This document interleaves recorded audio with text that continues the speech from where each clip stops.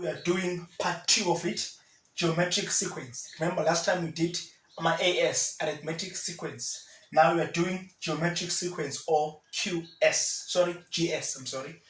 Alright, now how is GS different from other patterns?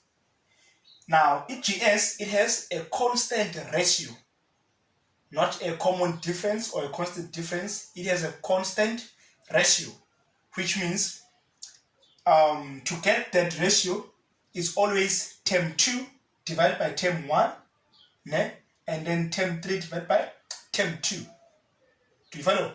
I hope you do. Right. If I want my constant ratio in this example, my term 2 is 4 over 2, which is 2. Do you follow? Equals term 3 is 8. Term 2 is 4. 8 over 4 gives me 2. So is 2 same as 2? Yes, meaning my 2 is the constant ratio. Alright, I hope you got that one.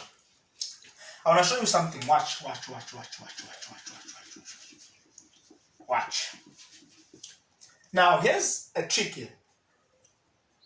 I want to make T2 the subject of my formula. Watch.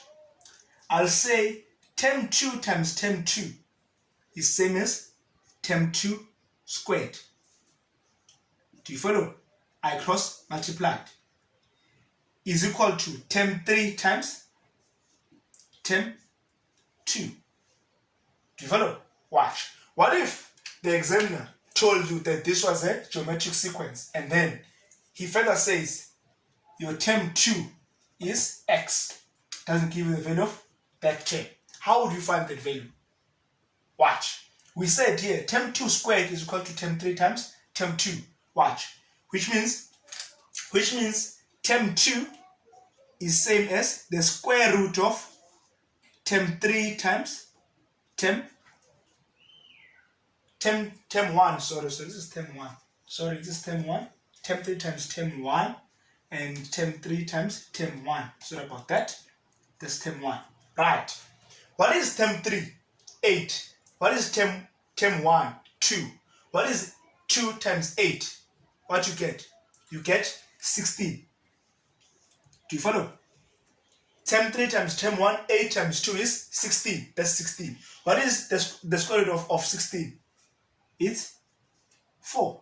What was your x? Wasn't it 4? It was. Thank you very much. We'll continue.